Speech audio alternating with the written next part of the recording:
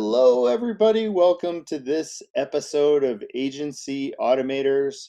We've got a really fantastic automation hangout today.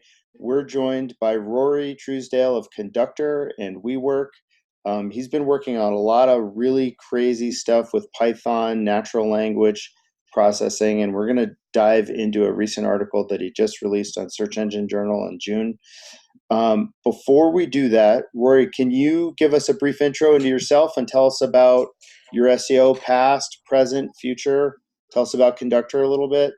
Tell us a lot about what gets you really jive to work every day. Yeah, absolutely. So I've been a conductor now for just over 12 months.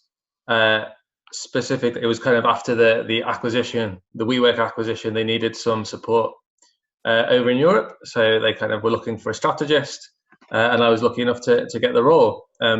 So yeah, I've been part of the team, the managed services team, for the last 12 months. It's a great place to work. They've got a really great culture. They've got a great tool suite, and there's a tremendous amount of expertise on the team to kind of help develop everyone, no matter kind of what your background is. And in terms of my background, I've probably been doing this SEO for around 10 years, I think.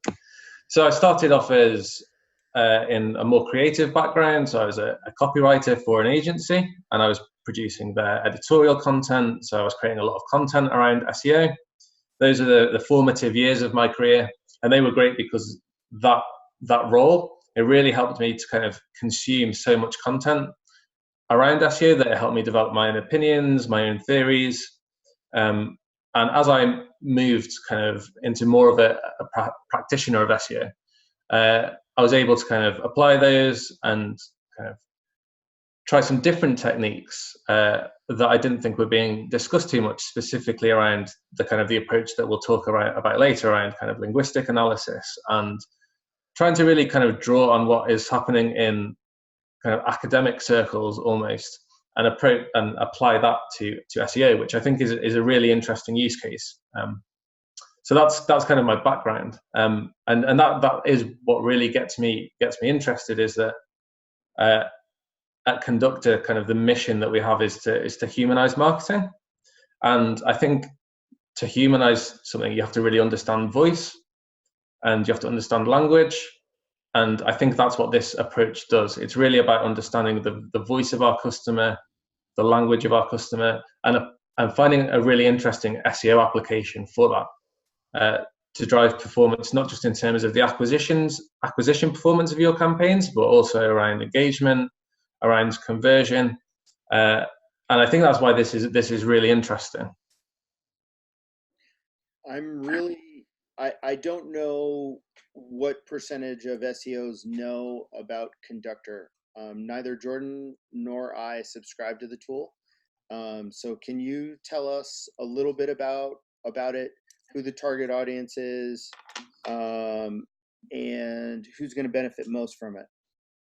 Yeah, absolutely. So Conductor, the tool is called Searchlight, and it's an enterprise level tool. It's primarily for kind of enterprise businesses with complex setups, and it's all around kind of using SEO data to empower teams within that organization.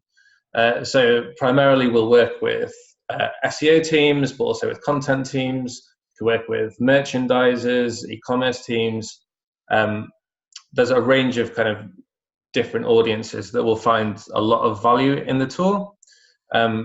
We have great partners, so we also partner with DeepCrawl, with SEMRush, with Yext, to kind of make the platform more kind of data-driven, more specific, and more actionable. So it's a really great tool that encompasses everything from kind of keyword tracking, keyword performance, to analytics integration, to content insights, and to just create really kind of useful, transparent enterprise level reporting that can be easily kind of distributed to various different stakeholders within a business. So if you think about kind of enterprise as being not necessarily a large website, or how I think of enterprise is that it's a complex organization with various different tiers, various different stakeholders.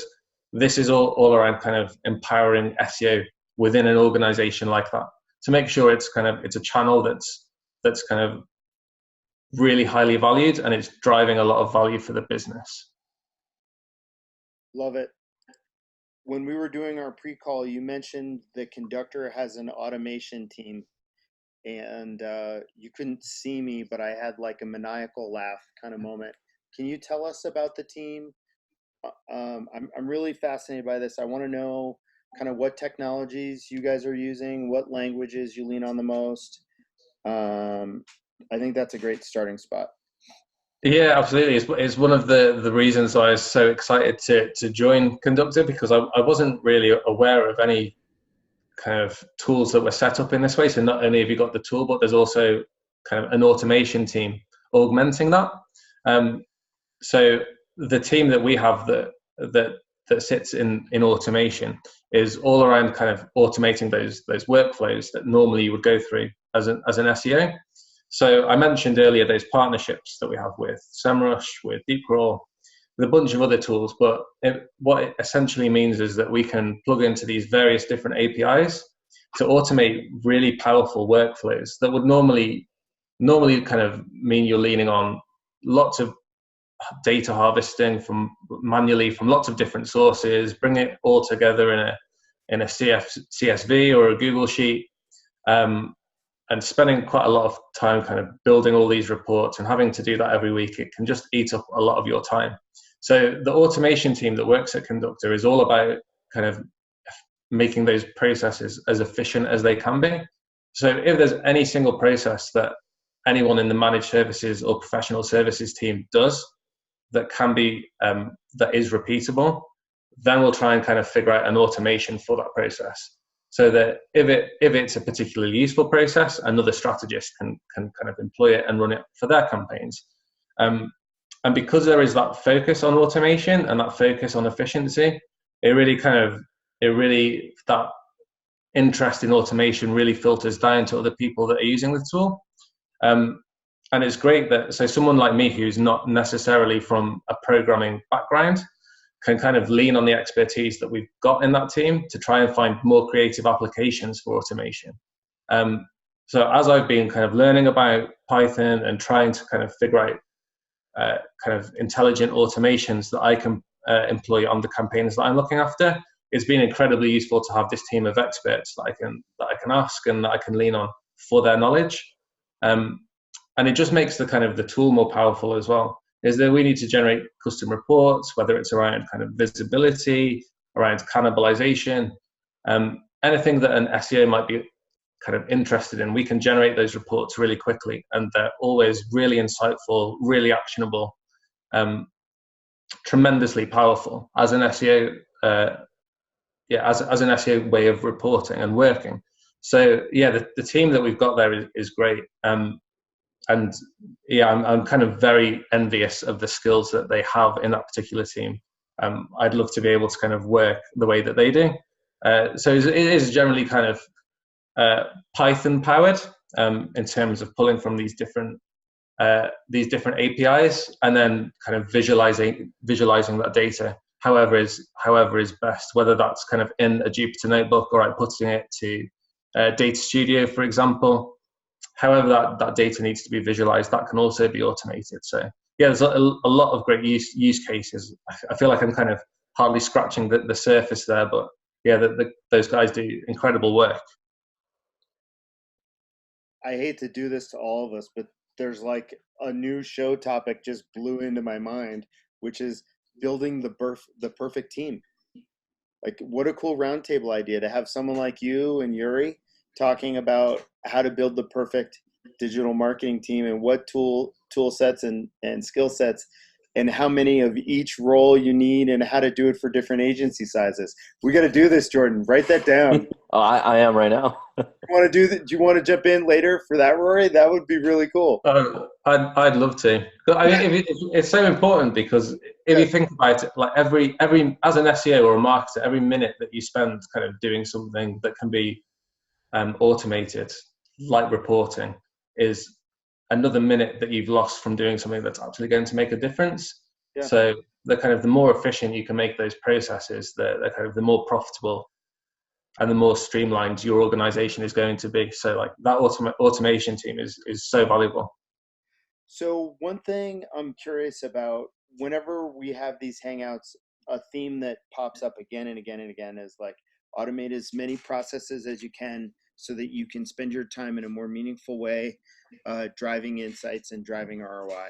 So have you had those types of moments along the way where you keep hitting a new plateau of insight and it kind of drives your next innovation? And how do you kind of work through that process to know what's next, or how to analyze the insights to know if they're meaningful? Like, do you guys have a really firm process in place, or is it something that's more organic? I think I'd probably say it's more organic, but it's a really interesting question. It's just kind of made me think around how I kind of got involved Yep. or kind of got interested in automation in the first place. Is that I realized that I was coming into work on a Monday morning, and I was probably spending kind of 3 or 4 hours pulling together reports every week. And I just thought, what if I could get those 3 or 4 hours back? Yep. It might require a bit of a time investment on my part to kind of learn Python, to be able to start automating these processes. But or kind of that's how I approach it. Is I identified that there was kind of a chunk of time that I could be saving through automating those reports, and it's like that was how I immersed myself in Python, and learning Python was trying to create these reports in an automated way. Those reports that were taking me 4 hours can now be run in a 30-second script. And it's as I learned Python from actually kind of applying it, I started to see the potential. I started to see other areas of a campaign where I was able where I would be able to apply it. So although my kind of entrance into automation was looking at reporting and looking at kind of a single API, just understanding kind of the structure of Python and understanding how it works, the mechanics behind it, you start to kind of see a bigger picture, and you start to see lots of different applications where it's not just about reporting, it's around harvesting insights. And it's like every time you reach one of those plateaus, you find a different application for the knowledge that you've already got. It might just be that you kind of go off in a different direction. And that's kind of what I've found so useful, is that actually kind of not being a programmer or a developer, but just kind of looking at scripts that help me build automated reporting, and kind of deconstructing those scripts and making them do something very slightly different. It just helps you kind of see that bigger picture and different applications where you can really drive a lot of difference. Have you found that there are situations where automation has gone from being useful and meaningful to setting you up to crush the competition? Have you been able to make the jump using that tool to go, like when I read through your article, a lot of it is like, this amount of insight that we can glean is useful. This is meaningful. This is helpful. But have you found yourself making that jump to the point where you're just like, the fact that I can leverage these tools and these insights are routinely helping me get knowledge boxes or answer boxes, or you get what my question is, I guess. I apologize. Yeah, definitely.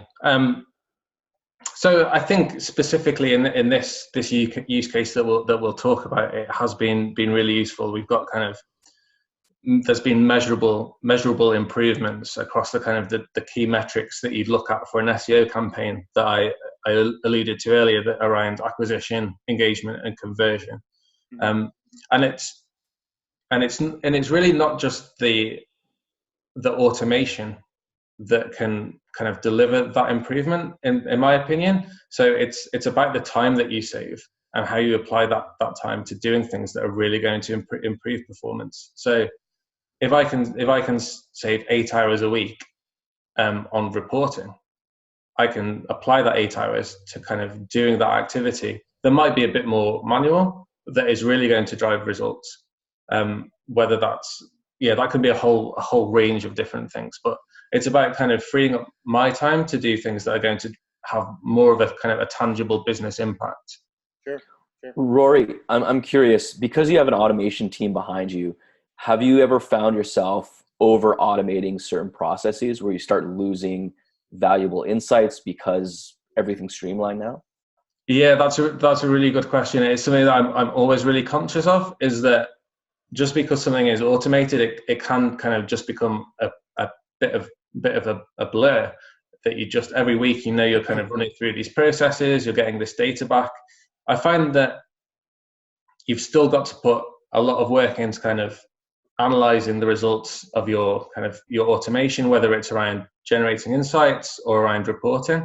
You've still got to put the work into kind of analyzing and kind of finding the kind of the narratives and the stories in that data that are going to kind of empower you to make meaningful changes. So I am conscious that there always needs to be a balance between automating for efficiency, but not letting that overtake every decision that you make. So I think that's really important. And even as I go on this journey and learn more about automation and about scripting, it's still something that I am acutely aware of, is that I can't just make everything repeatable. There are still things where it requires a human eye to kind of interpret and apply. But I think, yeah, kind of finding those really valuable kind of nuggets is much simpler now than it was, without having kind of working with this automation team that are at Conductor, or applying these different processes that I've been able to script out. Cool. So it seems like the story you were telling about how you automate and you go through the plateaus reminds me of kind of the process that Jordan and I have used over time to improve the types of products that we build and sell. And it's just really like, as you learn more, you can do more. You know what I mean? And you just connect the dots, and as you connect the dots, cooler things happen and more insights happen. I think we should jump into the article and into the process, because I think it's so cool, and I feel like I could just keep asking questions that are interesting or not to people, but I want to make sure that we do this, because this is the important part. So the article is really cool. It came out in June, and it's how to mine the SERPs for SEO content and customer insights. You've been in SEO news in the past 2 years for a couple of reasons. You wrote another article that's really great, that got you into a small amount of hot water. Do you want to share with us a little bit about that, and then jump into this? Yeah, that was all good-natured banter, I'd say. That was all around intent optimization. So I was trying to find a method that could be relatively easily applied to identifying the intent that you'd see kind of favored by Google in a SERP. Because at the time there was tools that would label an intent to a query just based on the structure of that query. So if it was, I don't know, how to do X, because it has the word how, it would apply an informational intent. But as you kind of dig deeper and kind of try to apply that same methodology to a broader set of terms, it doesn't really work. There's too many variables. So there was another SEO called Kane Jameson at the time, who I think he's still developing the tool, which was kind of a much more intelligent approach, in my opinion, which was looking at the SERP features that are present for a query to identify intent. So if there was a news box, for example, we could tell it was a fresh or / news intent. If there was Google product ads, it was a transactional intent. And based on the visibility, I'm sure that his process is much more kind of in depth in this, but based on the visibility and the presence of those SERP features, you can assign an intent to a query. And there's various other tools. Conductor can do it, SEMRush, Hrefs, where you can export the SERP features that are visible for a query, and then apply that same methodology. And my approach was to kind of maybe try and look a little bit beyond the SERP features and start looking at the language and see if there was any clues in the language that might just help us kind of drill a little bit more into the intent of a search. So that was the background of that article, is that it was kind of the precursor to this article, in that it was looking at the language and looking for clues in the language that can signify an intent behind a search, and then you can then apply, you can make sure that your landing page that you want to rank for that particular term is aligned with that intent. And that was the approach. And the reason it got in a little bit of bother, all good natured, is that so Google aren't very keen on you scraping their content, which you might think is a little bit ironic, but it is the situation. So it's something that I never kind of would advocate that people just go out willingly and just go and trample all over Google's terms of service. But I think if it's, and to my mind, it's justified if you're using it to try and create a better user experience. You're not using it to directly to try and manipulate anything. You're not kind of sharing it with other third parties. You're actually using it to drive performance in your campaign and to improve the results on your pages. I think that's a good use case, and it's still in violation of terms of the terms of service. So you've got to be kind of careful with how you do it. But yeah, I think Google's not exactly an innocent party when it comes to scraping content. So, I don't feel too guilty about it. And for clarity's sake, we at Agency Automators do not recommend that you scrape Google's content. We are not promoting this as a technique or strategy. We're merely stating that it is possible and interesting. Is that fair? Yeah, definitely. That's yeah, we're all clear now. Okay, sweet. As we go through your process, can you take us through a specific example, and not one that you've executed, but just one that you're imagining that you could use the process for? Like, let's say we want to understand the intent around articles about fill in the blank, and take us through it that way, because I think that'll help someone think through a specific problem to develop a process around it. Yeah, absolutely. So I will probably just allude to the example that is in this article, which is around yoga.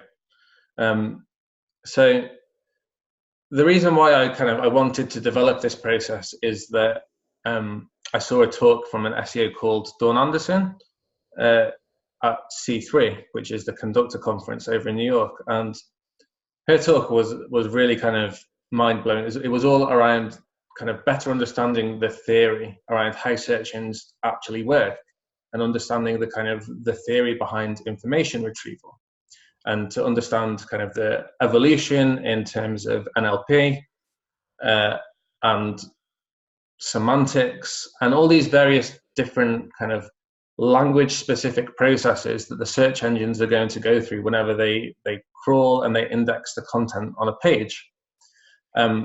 So whenever I saw this talk from Dawn, it started to kind of make me think about the potential of doing this kind of type of analysis where you can deconstruct language, and you can use that to create a better understanding of the semantic relationship between a query term, so the term that someone searches for, and how you optimize that for that particular term on your landing page.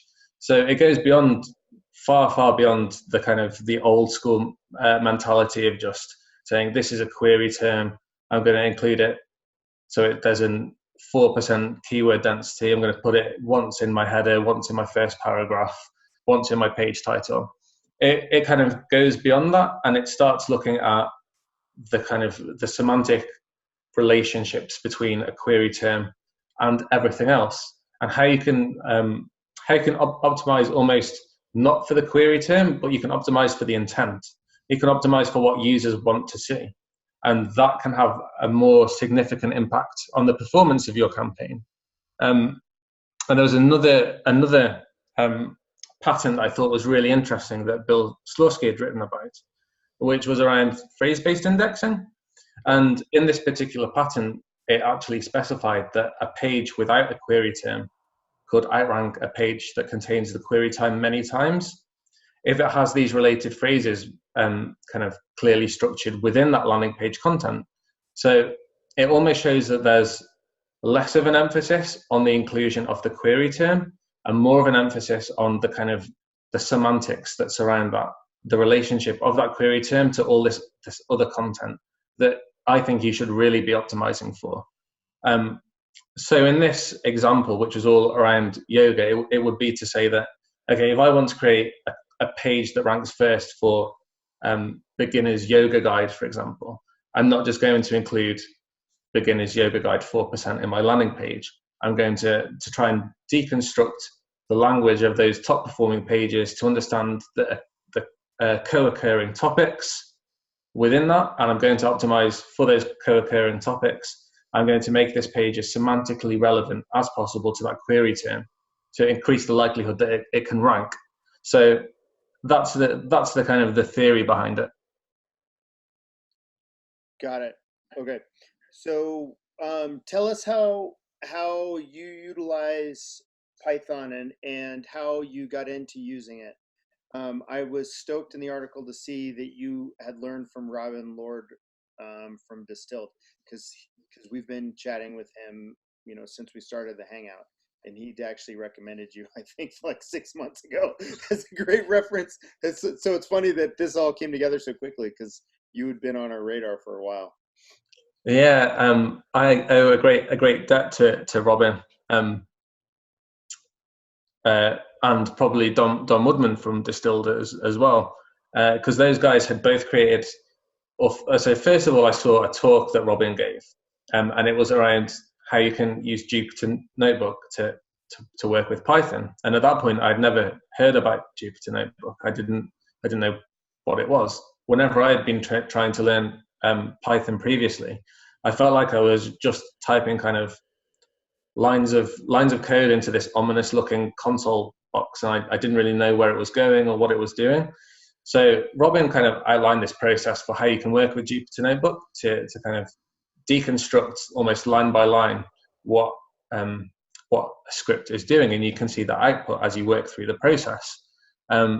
So I saw that and I thought, oh, actually that's not too scary. I can kind of pick that up. I can work with that. So I saw his talk, I went away, I downloaded Jupyter Notebook, and without kind of, this is probably going kind of against convention and logic, but I didn't really like use any of the coding academies or anything like that.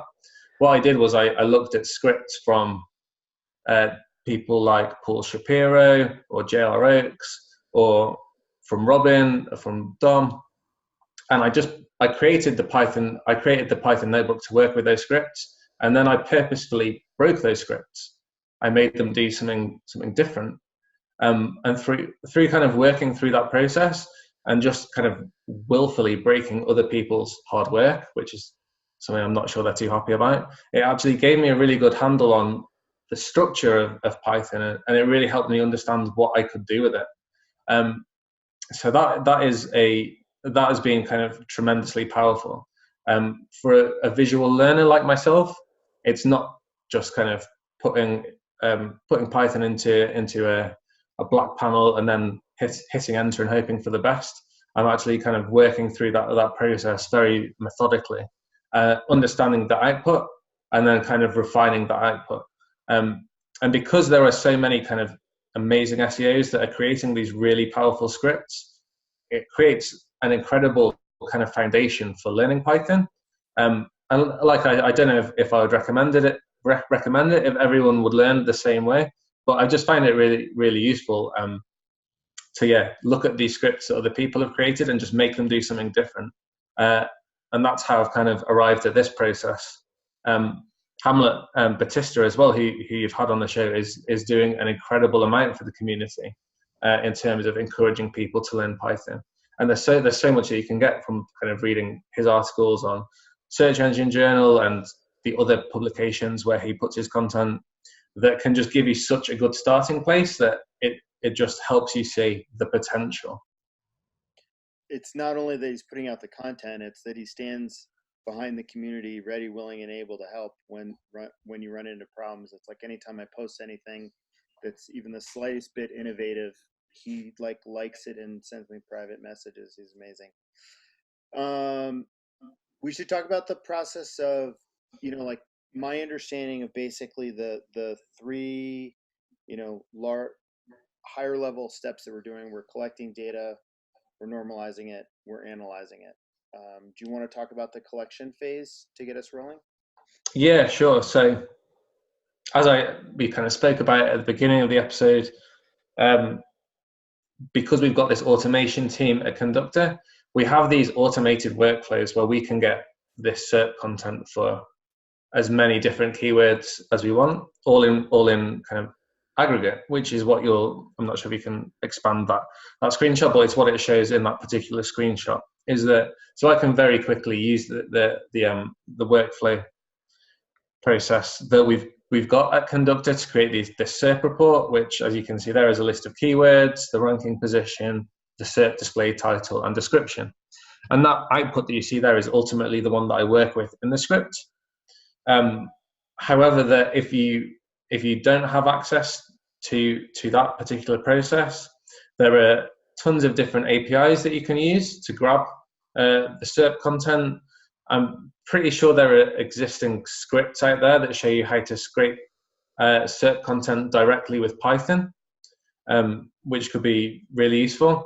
But the method that I have utilized kind of most prominently is the one that's outlined in this particular article, actually, which is around using Screaming Frog to scrape it, which is where you kind of you get a list of your SERP URLs. So Google SERP URLs always follow the same format. You input those into Screaming Frog with the extraction that you have for your page title, your meta description, and you can really simply kind of get all this content and transfer it into a CSV really simply. The other method that I've spoken about is that if you kind of not at the point where you want to use Screaming Frog to do it, or you are worried about kind of scraping content from the SERPs, is that there's a really good extension called Scraper in Chrome, where you can just kind of look at a search engine result. Oh, there it is there. Yeah, that's a great plugin. So you can use that to scrape page title, not to scrape, but to kind of extract page titles and meta descriptions for your target keywords. So that's a bit more manual. But if you're kind of just getting started with this process and you want to understand if there would be a good application for your particular use case, it's a really good place to start. So those are the main ways that I would kind of suggest doing it, is that if you can scrape it directly into Python or pull it directly into a Jupyter notebook via an API, that's great. If you can't, you can use Screaming Frog to do it at scale using the process that's outlined in the SERP intent article.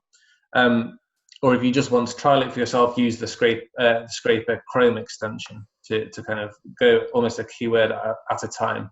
And just do it on a smaller scale, test it, see if you think it's useful. I'm not saying that anyone should break Google's terms of service, but I've done enough custom extraction with Screaming Frog to know that it would be a pretty trivial process. Yeah, it's really simple. It is really accessible. And yeah, I'm speaking about kind of one application of that content here, but there's kind of tons more that you can do with it potentially. It's really valuable. I should have mentioned this earlier, but the reason why I do think that the SERP content, or the reason why I place a lot of value in the SERP content, is that there's been kind of various research pieces done into the SERP content and how frequently Google rewrites it.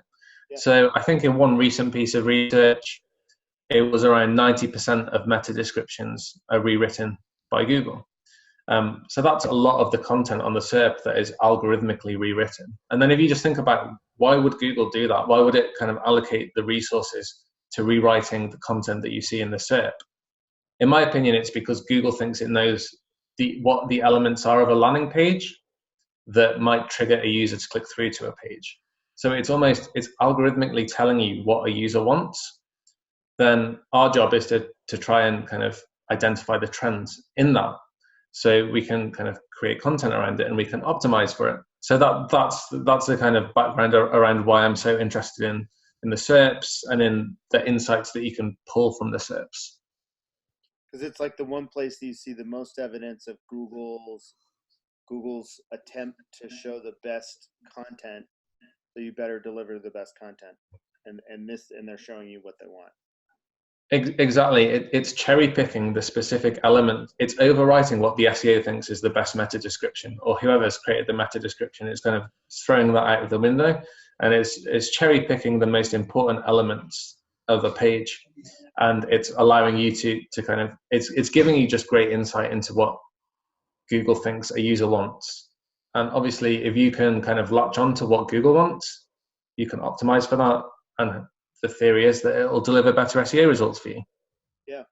Are you also looking at other SERP features as part of this process personally?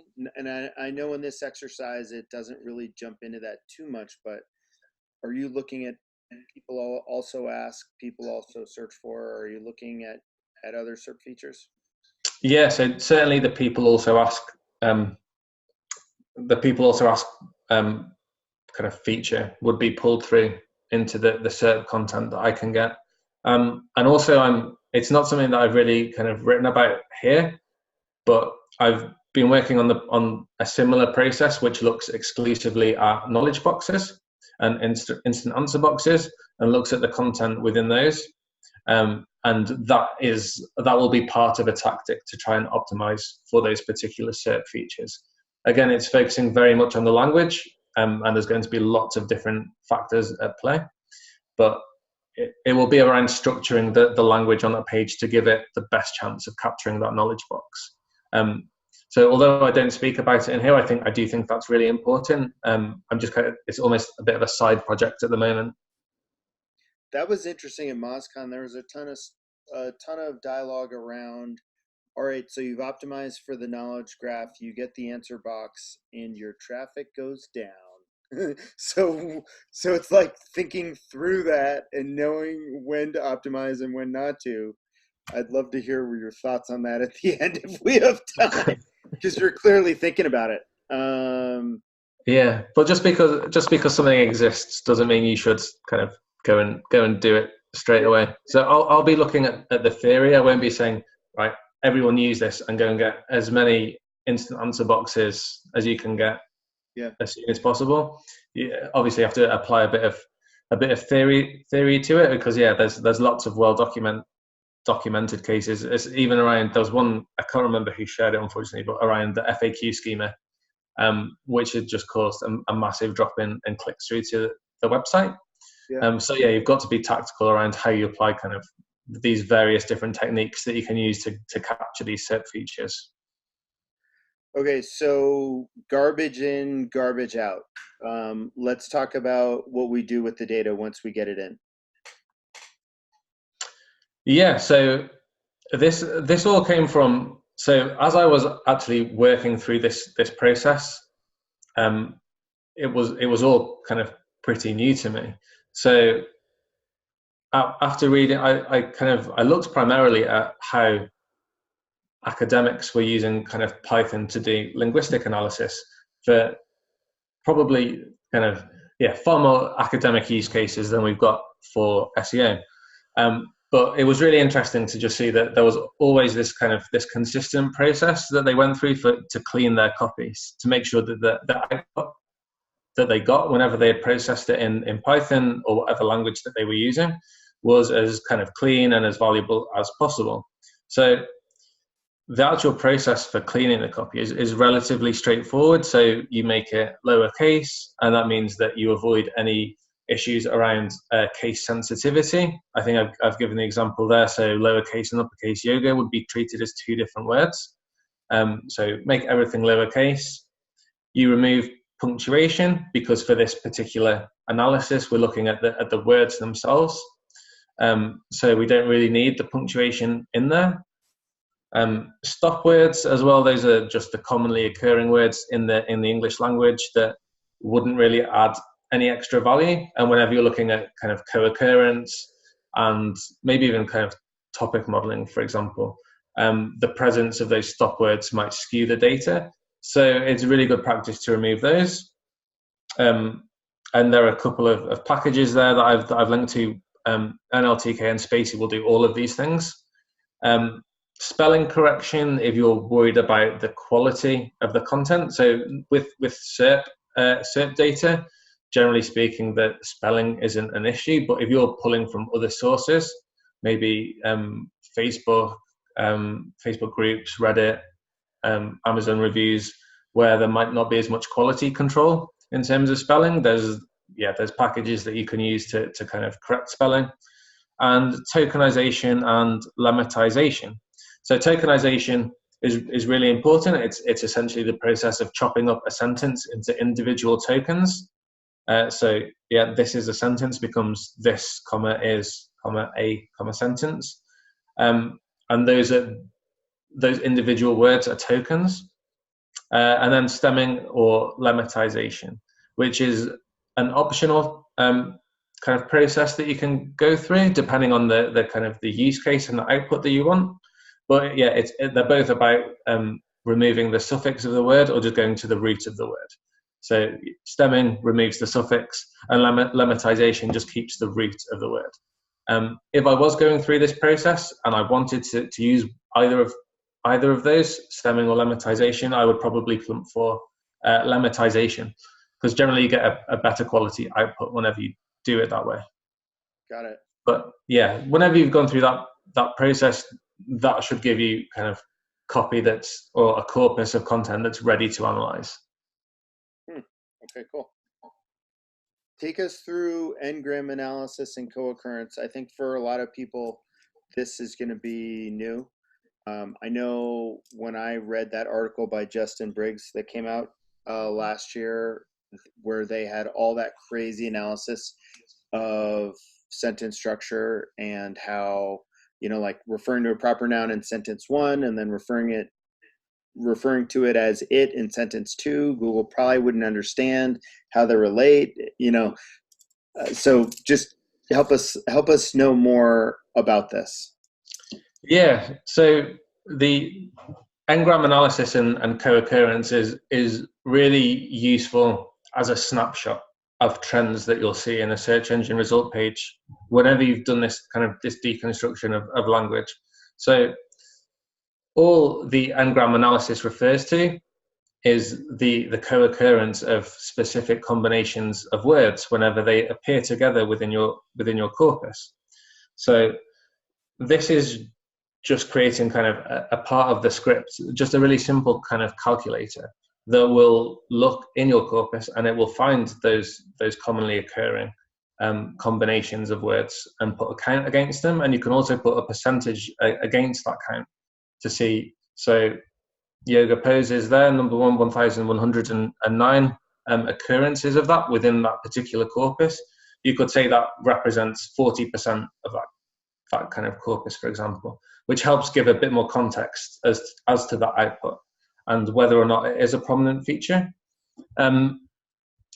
So yeah, this is the kind of the most basic type of analysis that I would do on a corpus like this, and it really is just to identify those trends that you can just get as a snapshot whenever you look at a SERP.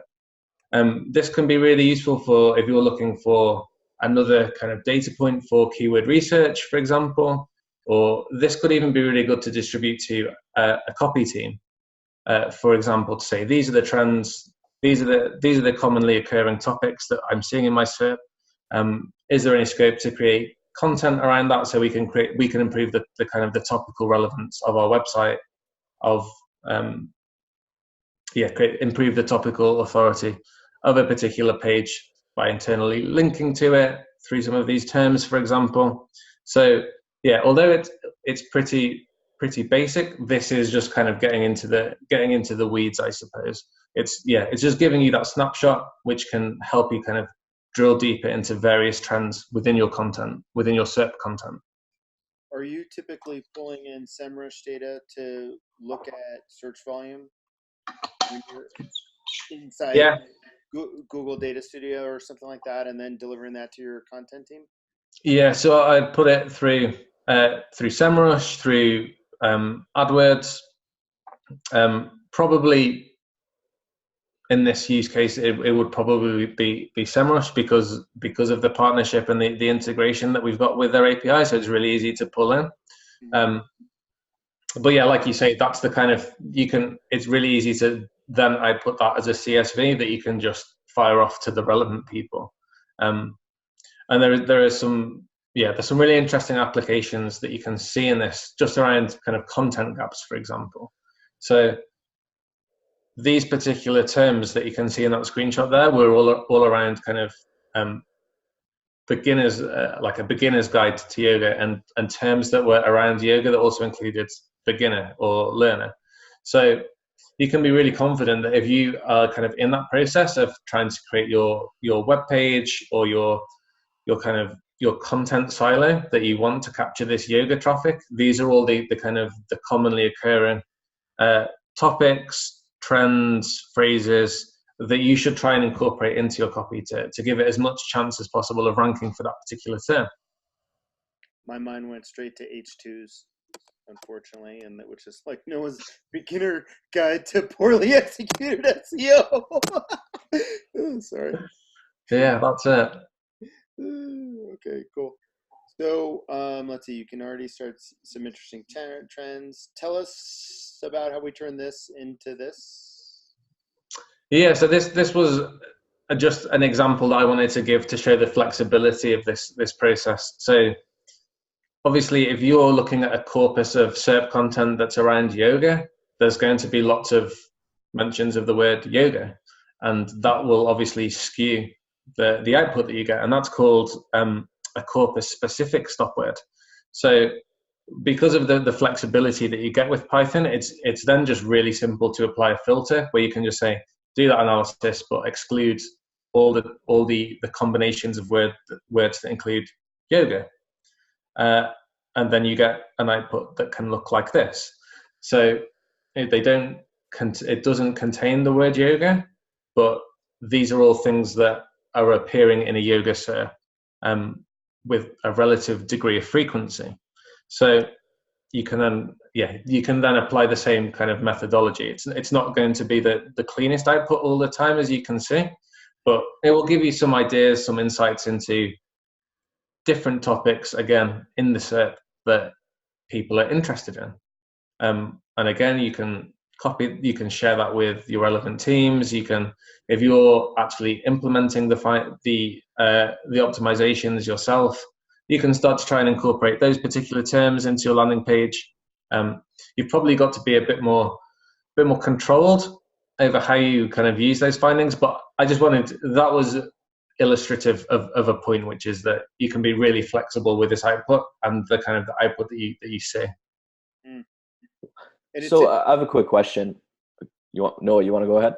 You please jump in. Yeah. So I have a quick question. So as we know, a single URL will not just rank for a single keyword, but a basket of them. So how do you make sure you're not over optimizing yourself with this analysis for that specific keyword? Yeah, that's a really good question, and I think it probably comes back to the point you made earlier around where do you draw the line between automation and actually actioning those findings. So you couldn't just do this analysis and say, right, include every one of those terms in a page and you'll rank first for it. Well, you can apply this to the strategy that the content strategy that you might create, for example, around kind of creating a really useful silo on your website that's around yoga. You can then use this information to start ideating your different landing pages and start applying a different or kind of a more controlled structure to your campaign. So obviously you're not going to include all these terms in your beginner's guide to yoga page, but you're going to understand that this is the type of content that an audience is searching for. They might not need it all in one page. They might need it on different pages that internally link back to your hub page. But that's how kind of I would go about using that particular data, and that's how I would try and make sense of it.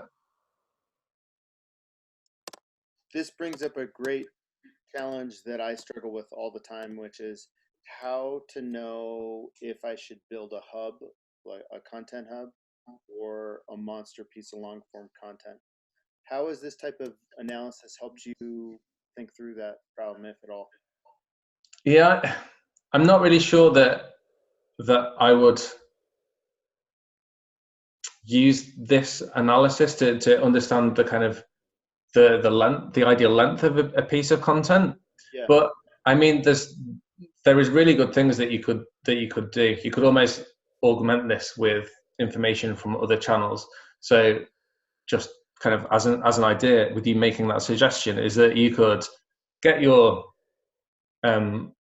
list of top performing URLs for a particular term, and you could create that as a list in deep crawl, for example, and then you could get a word count for those particular pages. So you might be able to use that to look at the average kind of word count for a particular SERP.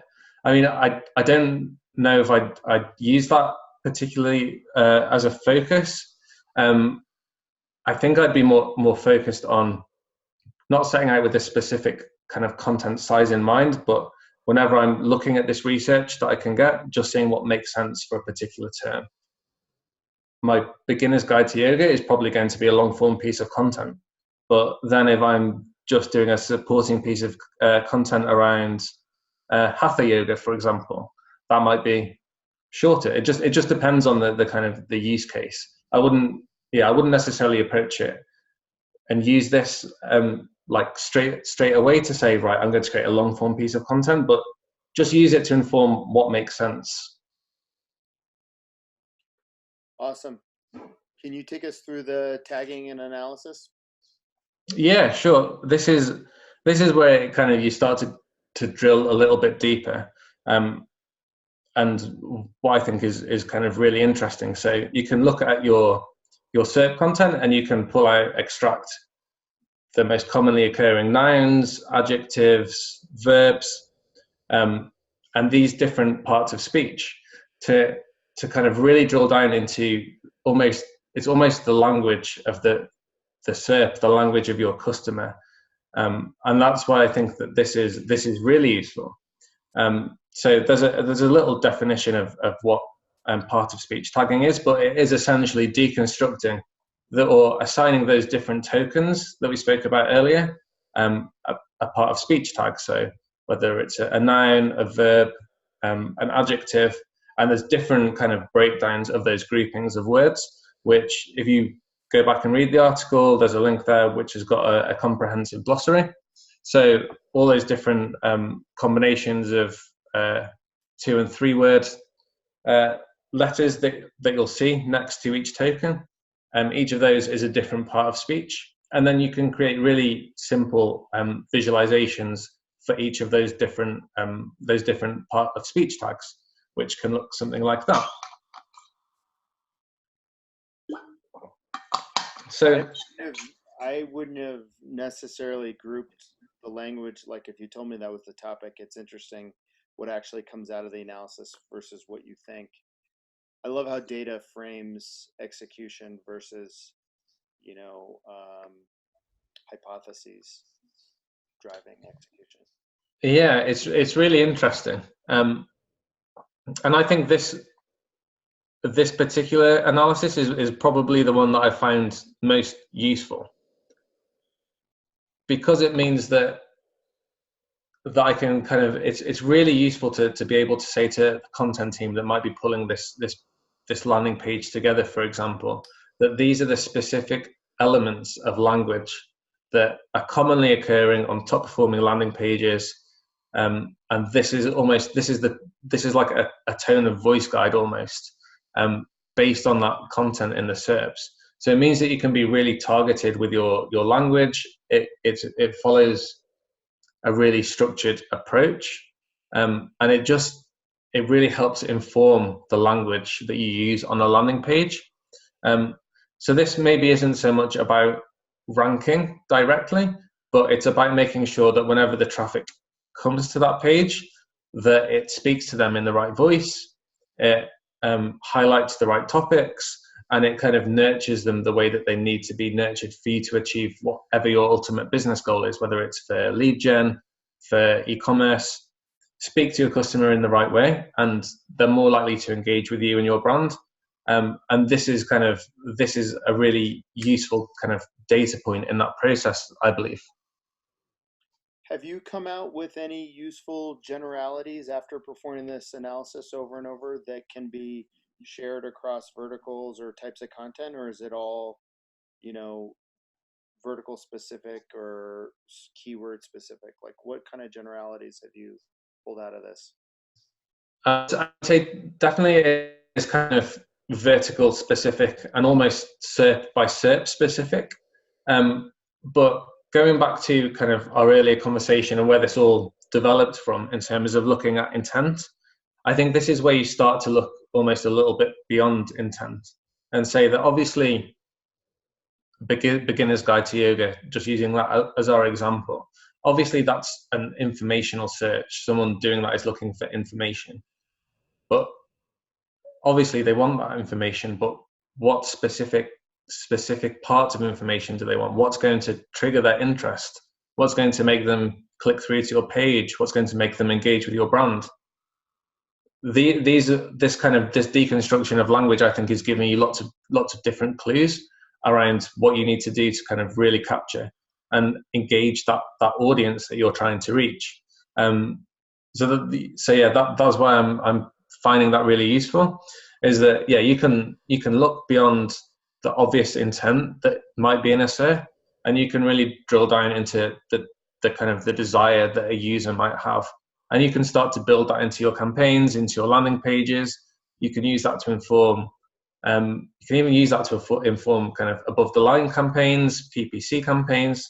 There's loads of different kind of use cases. And then this was just around kind of segmenting that. So if you want to look at kind of page 1 performance versus page 2, again, I would recommend that you do that on a SERP by SERP or a keyword by keyword basis. But you can just look at interesting things like, is there any difference between commonly occurring verbs on page 1 versus page 2? And that, again, can give you some insight into what trends that might be apparent on top performing pages within your vertical. And then you can start to try and build that into your landing pages. Because, again, this might be giving clues around what you can do to make your page semantically relevant to a query term. There is lots of great insights that I think you can get from doing this process. You got to apply a bit of thought to the application, but I think this really does give you some great insights. I know we're getting up to the end of our hour. I feel like we didn't get through the whole process. Do you guys have time? Where are we at with your schedules? I'm good. I can bore people for hours with this stuff, so it's okay with me. Can you go through your thoughts on how SERP data gives us insights into topic modeling? Yeah.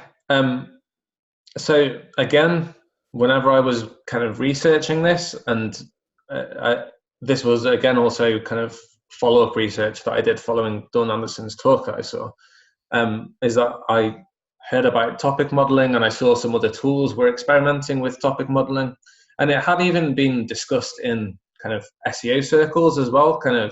I think maybe I saw content from, I'm sure it had gone before, but I found content from kind of 2017, 2018 that was all around topic modeling, but I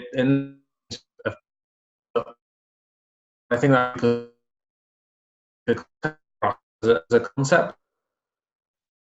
But I think if you just scroll down on the page slightly, I've done a really kind of bad description of a little bit up. Sorry, Ooh. I've done a really bad description of what I think topic modeling is. I can't see it there. I'll try and make it up. But it's essentially looking at it an NLP process that's looking at the content that you've got, so your corpus, and it's kind of looking at the relationships between words based on their kind of their proximity and co-occurrence. And based on those two measures, it'll give you an output. where it will kind of show to you what it thinks the occurring topics are within that corpus of content. So you can put all your yoga SERP content into it, for example, and it'll process that, and then it'll give you an output of what it sees as reoccurring or salient topics within that particular corpus. So this isn't, so normally whenever you kind of run through this is an interactive chart where each of those bubbles on the left is a different topic. And whenever you hover over that topic, it will show you the keywords that are associated with that topic. I think if you scroll down a little bit more, there's a video where it might demonstrate it a bit more clearly. Yeah, I thought it was cool. I wanted to share that. Yeah, so you can see how it works, where you can kind of hover over different keywords and see their prominence within a particular topical group, or you can hover over one of the topical groups, and then you can see all the keywords that are associated with that. And again, that's a really powerful piece of information that you can use to empower your content team. If they're doing ideation, they can say, right, I'm going to create content within these 10 silos that have been identified as part of this process. And I know that for each of those pieces of content, these are the kind of the salient terms that I'm going to try and include. So this was probably a bit more experimental, and in terms of this process, this is probably at the edge of my comfort zone. But I thought it was really interesting to kind of go through that process and understand how kind of NLP, an accessible method of NLP, can be used by SEOs like me to try and get a valuable output based on the content in the SERPs. So this was really interesting, and what you can also do is kind of go beyond this, and you can create an output from this where you can type in a sentence, and based on that sentence, it will tell you what it thinks the most relevant topical grouping is within your output there. So that can help if you come up with a title for a piece of content. You can type it into this script, and it will say which of those topical groups it thinks that piece of content belongs in. And I also think it was the other use case I think I mentioned was around internal linking. So let's say that you're creating content for topic 1. I think there's an example that's probably handy. So topic 4 contains these keywords: pose, beginner, basic, asana, that list. So if I'm creating a guide about good posture, I might know that a guide about beginner's yoga or beginner's yoga poses would be a good one to internally link to, for example, because there is that relationship that has been identified as part of that NLP process that it's gone through. So yeah, it's like another development of saying, this is your SERP content, these are the commonly occurring topical trends within that SERP content, and that's kind of another data set that you can use for your content ideation, your internal linking structure, your silos of content and how they might be structured. So yeah, there's a couple of different use cases for this. Got it. What were the hard lessons along the way in developing this type of technique? Where did it let you down? What broke? Well, I would say that I'm pretty sure that there would be more advanced models for topic modeling that you can use. So this particular method, for example, it doesn't assign a label to your topical groups. So you've got to kind of go through and analyze yourself and start to label those topical groups. Sometimes, depending on the quality of the data that you input, like if you're not working with a large enough corpus, for example, you saw in that screenshot those kind of bubbles were nice and isolated. If there's lots of overlap in those bubbles, that means that's not a very good output. there's not those very obvious topical trends within that piece of within that corpus that you can kind of leverage. So that's kind of something that I had to learn about and try and figure out what the best models were to use to get the best output. But like you said at the beginning as well, it's garbage in, garbage out. So if you start with a really good comprehensive corpus, you'll get a better quality output than if you work with just a very small, limited set of content. But this is just something I'm kind of experimenting with. I bet there's a lot you could do to develop it and take it further. I thought it was an interesting topic to explore in a bit more detail, particularly if it can be automated in a relatively simple way. So, looking at your video here, let's say all of our topic clusters, like when I looked at this the first time, my thought was, all right, so the first thing I probably would want to do is name each of the clusters. You know, one might be beginning, one might be posture, one might be poses, whatever. Let's say you find that all of these topics have a bunch of, they're muddy, right? Like they all overlap like crazy. Would that indicate to you that long form content would be a great execution? Whereas if you found that each of the topics was pretty distinct, then you would think, all right, this is when I built my silo? I think, to be honest, if I saw that output where there was, like you described it, muddy and wasn't very clear, I would probably say that was down to my analysis and down to the input. Yeah. I wouldn't necessarily use that to inform kind of content structure beyond those topical groupings.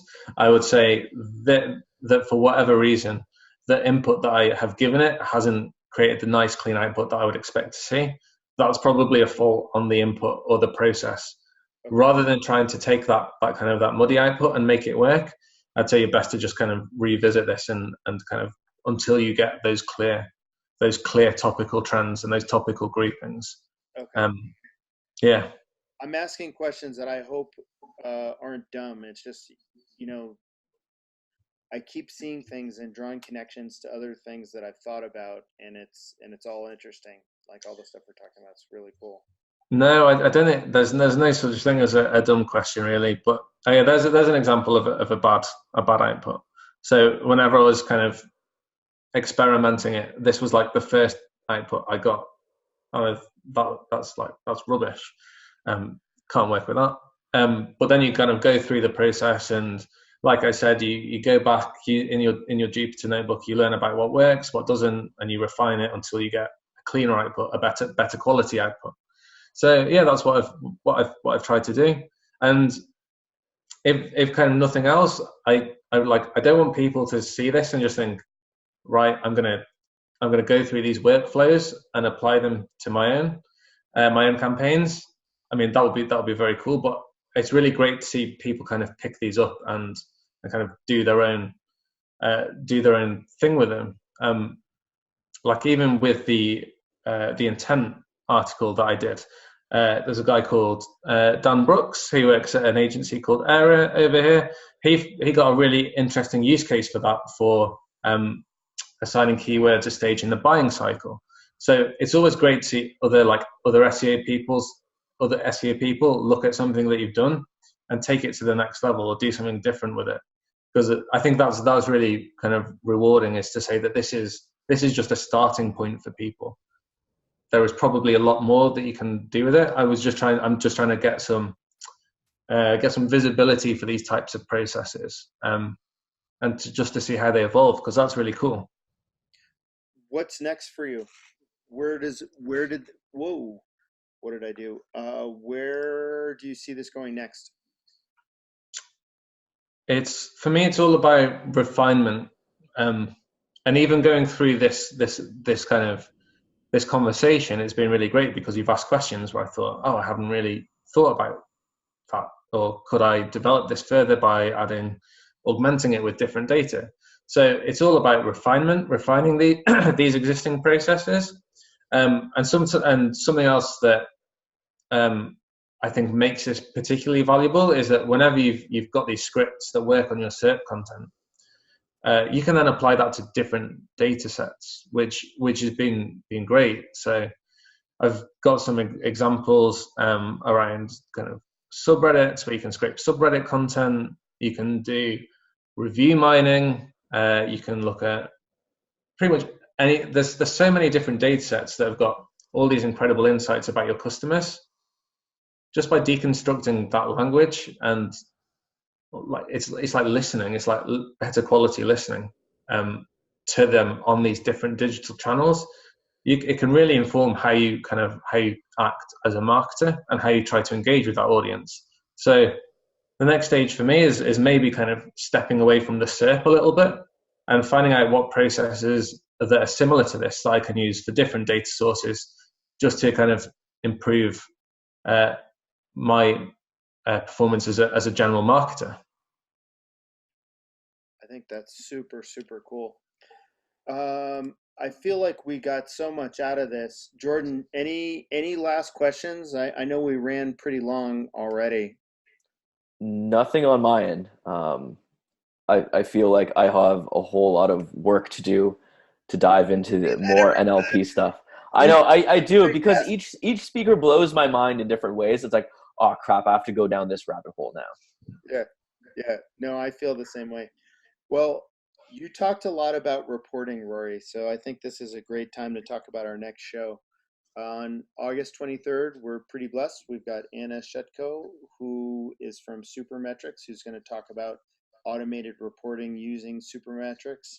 I think for those of us that get into automation, using their tool is kind of the gateway drug to getting into automation.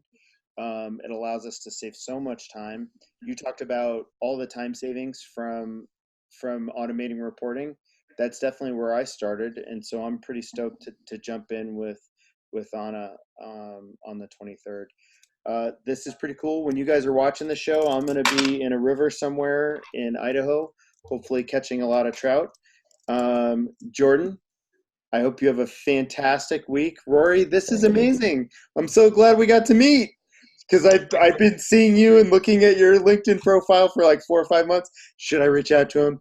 Not yet. Should I reach out to him? Not yet. So I'm super stoked that on short notice you were available to do this. This has been pretty amazing. And are you going over to Tech Boost SEO in December? I don't think I am, but there'll be conductor representation there, I'm sure. Okay. Because I'm going to try and get to that, and it would be really great to meet you in person. Yeah, well, I'll see what I can do. Yeah, right? Okay. Everybody have a fantastic couple weeks, and we'll see you on the 23rd. Take care. Thanks, Rory. Thank you. Bye.